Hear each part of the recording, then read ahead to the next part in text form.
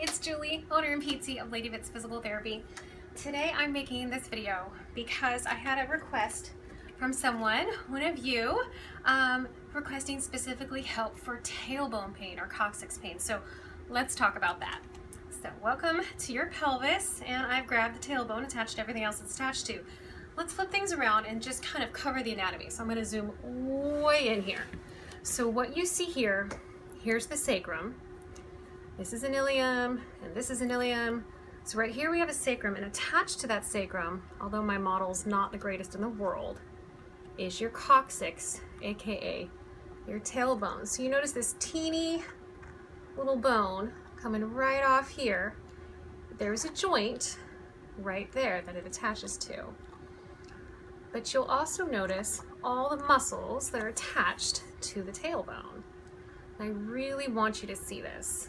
So there's the tailbone there. We can flip it over. We can see it from that point of view. There's your tailbone.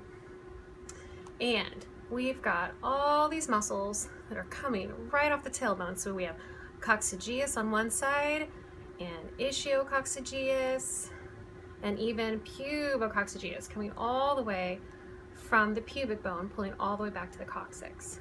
So there are lots of reasons why someone can have tailbone or coccyx pain. It can be that you fell and landed hard on your tailbone, you got bucked off a horse, or you had a baby. There's so many different reasons that could end up with tailbone pain. Some people actually fracture their tailbone during childbirth, or some people just have a really difficult time with delivery, and then afterwards they have tailbone pain that seems to linger and linger and linger and linger even years after birth. So today's video is for the person who reached out to me on the other side of the world that says, I don't have any pelvic PTs where I'm located. What can I do for myself?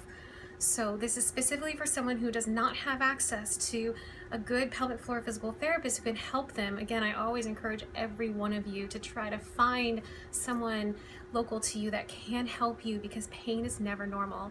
But if you're stuck and you've just got to try something, here are a couple recommendations I have. So one is to acknowledge that that bone, that little painful tailbone, is attached to your pelvic floor muscles. This is your third layer of pelvic floor muscles. This is the hammock or the lifter muscles. So these are the muscles that support the pelvic organs, the bladder, the bowel, or I should say the rectum, and it's obviously a passageway for the vagina. So these are your deep pelvic floor muscles that are attaching directly to your coccyx. Now, the more superficial pelvic floor muscles don't attach to it, so I'm not really going to talk about those. These are the squeezers. Don't pee in the pool, don't fart at the party. We're not talking about those here. We are talking about the lifters, because they do attach right to that tailbone. So what a lot of people tailbone pain have is pain with sitting. So they may end up like this, or you might end up like that. So we have a couple problems to solve. If you have pain with sitting, it means you're not sitting straight, because you're kind of here or you're kind of there all the time. So when you get in that habit of sitting kind of here or kind of sitting there, you're starting to throw your pelvis off. You're starting to throw the line of pull on your muscles and your fascia and your ligaments off. If you habitually are doing this all the time, eventually all the muscles on the side of the hip are going to get really short, and you're just going to find that you're feeling uncomfortable a little bit of everywhere. So the other thing women tend to do, and men as well, is they will curl the tailbone underneath them, and they'll slouch sit. In other words, you end up sitting on your sacrum because you're really trying to avoid that direct pressure onto that coccyx or that tailbone. So you end up kind of curling under and sitting on your sacrum, which is not really comfortable and not something you can do the rest of your life. So step one, how to alter your chair or your sitting environment so you can sit without pain, so you're not creating other issues. So I recommend a very cheap, accessible towel. I'm gonna fold the towel. We're basically gonna make a U. You saw how not fancy it is? It's really not fancy. And we're gonna, did I say U? I meant V. So we're gonna put this V on the chair, and we're gonna sit right on it. Now I didn't fold mine thick enough, so now I'm actually gonna take it out and refold it even thicker. And you might find that you have to kind of toy around with your stuff at home too. So fold, now I'm gonna make some kind of thirds. I want a nice little shelf. So now I'm kind of creating a thicker shelf. So I'm gonna make a nice little V. You may have already figured this out for yourself, That's so relieving. You might find that by supporting your sits bones or your ischial tuberosity, these lovely bones, with a folded up towel, that now you no longer have direct pressure on your tailbone. So now, with your handy folded towel, instead of having pressure directly on your tailbone, you're putting more pressure on these bones, so that we're really relieving if there's been inflammation, if there's been chronic pain in that tailbone, we're just gonna take the pressure right off. So for the low cost of a hand towel, you can make yourself a nice little wedge so your tailbone's kind of floating in that space and your little ischial tuberosities are supported. I like that because it's free and it's cheap. Next thing is we have to address the mechanics of what's yanking on that tailbone. Did it get pulled way under? Because we tend to find that in a lot of my patients, that what's happening is their tailbone, for whatever reason, it could have been the mechanism of injury, but it gets kind of pulled way under and it's really at this extreme angle. Sometimes it's way out, but a lot of times we're finding that they're way under.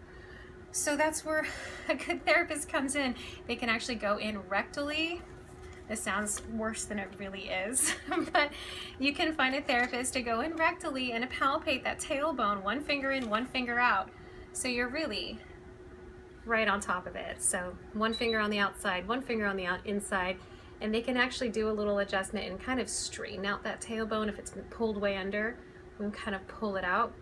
Now, if you don't have access to a therapist or someone that can do that for you who's licensed, we have some other alternatives to get at these little muscles here and here so that the pull on the tailbone is equal. The other issue is sometimes the tailbone gets yanked at an angle. It goes this way or it goes that way. And you may even feel it on yourself as you're exploring yourself and kind of putting your hand down there and palpating, you know, how does that tailbone curl? As you reach around, you might find, oh, it's really kind of going to the right, or oh, it's really going to the left. So I encourage you to just kind of palpate, run your hands down, kind of run them right down here, down the sacrum. You're gonna feel like you're falling off a cliff and you're heading right towards your rectum, because you are. And you're just gonna palpate right down there, palpate, palpate, palpate, until, can you feel that tailbone? Do you notice? Does it veer off to one side or does it veer off to the other? Because that can give you some insight as to which muscles we need to target to kind of release a little bit so that there's not a unilateral pull on the tailbone. So if you're finding that it's pulled way up inside of you, or way to the right, or way to the left, there are some things you can do at home to try to change that a little bit. So one of my favorite things is sitting on little balls. Sometimes it can be very tender, so you really have to listen to your body. But ideally is what we tend to find if you don't have access to someone to do internal work is when we go internal, and this is me entering the kind of vagina basically, is when I'm inside a lady, and this is kind of where I'm at in my mind, I will often run my fingers along these muscles and I want to feel that they're nice and soft and happy and squishy and that there's no pain. You know, I really want them to feel really squishy like the inside of a thumb. You don't want them to feel like a hard brick wall like that. You want them happy and soft and squishy. But ladies with tailbone pain who I work with, very often I'll palpate these muscles right next to the tailbone on one side or the other, and I find that they're really taut and they're tender and they're not really soft and squishy. They're really quite hard. And if, this used to be one of my issues too, if you're one of those ladies whose deepest layer of her pelvic floor is all nice and tight, it's really hard to know it. It's really hard to know. You don't know that you're walking around with a really tight pelvic floor. You just know you have stress and TMJ and all these other issues. But it's really hard to know, is my pelvic floor relaxed? The deepest layer inside of me, is it really relaxed? It's hard to feel. So here's how we're gonna find out. If your tailbone is getting a yank to the left or a yank to the right, one thing we can do is try to stretch specifically the muscles that attach to that tailbone. So if the muscles are pulling it one way, or if the muscles are pulling it the other, say all these muscles are short and pulling it north, I want to teach you a way that you can give yourself a stretch on those muscles and see if that helps. So here's how I like to do it. I like to use a ball, about yay big. So the idea here is I'm going to be sitting on the ball. I'm gonna demo exactly how I do it. And as a side note, this is how I teach women how to prepare these layers, the third deepest layers, for labor and delivery, because we want them nice and soft and flexible. So this is actually a stretch that I have all my pregnant women do, especially in that last trimester, to really prepare these layers to get ready to open up and deliver a baby. So we're going to use that same technique to treat the tailbone since you're kind of stuck at home and you don't have any options. So this is the orientation. I'm going to come really, really close here because I really want you to see what's happening. So here's the bone you sit on. Let me tip it forward to give you an idea. So here's the front of your pelvis. Here's the bone you sit on here and here. So we have our sits bones, and then we have our internal anal sphincter. And right between the bone and the sphincter, you've got these muscle bulks. And so ideally, we're gonna put the ball right between the bone you sit on and your rectum. We're gonna turn straight up and down. And we're gonna sit on it. So here's how I feel that for myself. I will actually start on my left side. I'm gonna palpate. There's that bone, I can feel it, the bone I sit on. I'm gonna place the ball between, here I go, between the bone I sit on and my butthole. Very honestly, this is how I teach my patients. Really, truly, the ball is right in between the bone that I'm sitting on and my butthole. And there feels like there's a little overlap with the butthole, but I'm gonna go with it. So as you can see, I'm kind of wiggling and kind of settling on. So, aha, there. I have a ball currently driving up one side of my pelvis. Where'd my muscles go? Oh dear, they just fell. Okay, so the ball that I'm sitting on is currently pressing up against one side of those muscles. So in this position, you should feel like you have a fist kind of going up your pelvis. Now, from here, we breathe. Inhale, make sure your belly fills with air.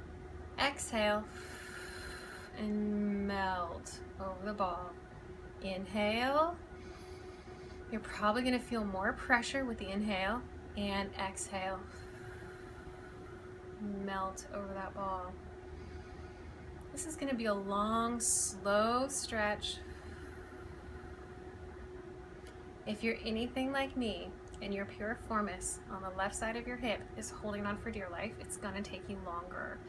I have a lot of piriformis issues on my left side, so it's really tight. So that ball is slowly stretching my muscles. I can feel it slowly trying to get in there.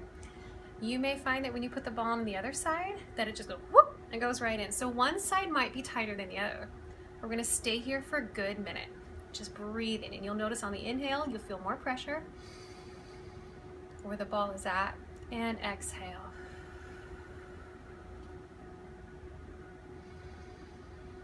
So what we're really trying to do here is release and let go of all the tension around that tailbone, around all the muscles that attach to that tailbone.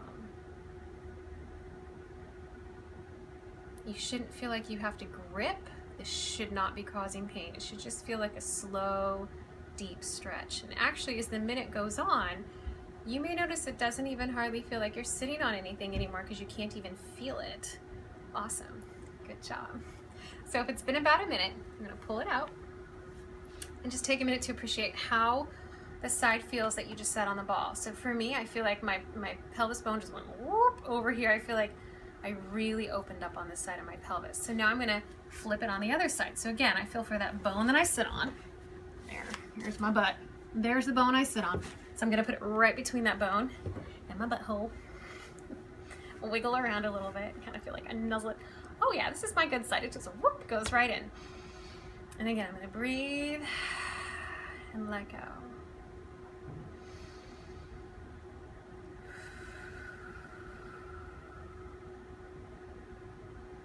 You may find that you need to do this twice a day, 3 times a day, for several days, if not even a couple weeks, to really reset these muscles, reset your brain's connection to those muscles. Your brain might think that they're normal, all short and tight. And so we might need to do a little brain retraining of no. We're gonna lengthen and breathe and nice and long. And it should get to the point where after a couple weeks of doing this, you can put that ball and you can sit on it and it feels like nothing if you're really consistent. So, something else to know, these muscles, these are your lifters. So when I've talked about the Kegel in the past, I've said it's a squeeze and a lift. You squeeze, you close the doors, and you lift, like you're lifting an elevator, and that's referring to those lifters. But I want you to know, activating those lifters that we've gone over in the past, that happens as you exhale and pull your belly button in. So you may notice if you just did that with me, inhale, let everything go. Exhale and gently pull your belly button in. You're gonna feel it get really tight underneath that ball because those little lifters are getting activated. So if you've had chronic pain for a while, and most people who have chronic pain tend to be in a holding pattern. They're holding in their stomach and they're breathing in their upper chest. What that means is if your belly button's pulled in, these muscles are gonna be pulled tight all day long. If you're trying to like pull your stomach in all the time to look skinny, these little muscles, they're gonna be pulled tight all day long, and it creates so many problems down the line. So let's think more like dogs a little bit. They don't hold in their stomach all the time. They have good posture, but they're not always holding in their stomach. So as we're thinking about ways to kind of help relax all these muscles that attach to the tailbone, can you have a soft belly? Let it go. You'll notice that in a lot of my videos I wear really loose clothing, and it was because I habitually held in my stomach all the time from like, I don't know, 4th grade into early 30s. So I gave that up so that I can relax my belly, so that I can have a happier third layer to my pelvic floor that's more flexible. And other ways of having a tip that these muscles might be a little too short and tight is for some women, and this was my history, painful intercourse, because the penis is actually hitting those muscles at different angles. So a good tip is if you have a lot of pain quadruped on your hands and knees with intercourse, consider these muscles may be part of what's driving that pain, because in that position the penis comes from behind, and as you can see from here, if the penis is coming behind, it's jamming right into those muscles. So if they're short and tight and you jam something into them, it doesn't feel good. If we want to lengthen, then we can sit on the ball. I'm still sitting on the ball over here. If we want to lengthen, we can practice relaxing our belly more often, breathing into the diaphragm. So diaphragmatic breathing means we're breathing into the lower rib cage, and it opens up like an umbrella.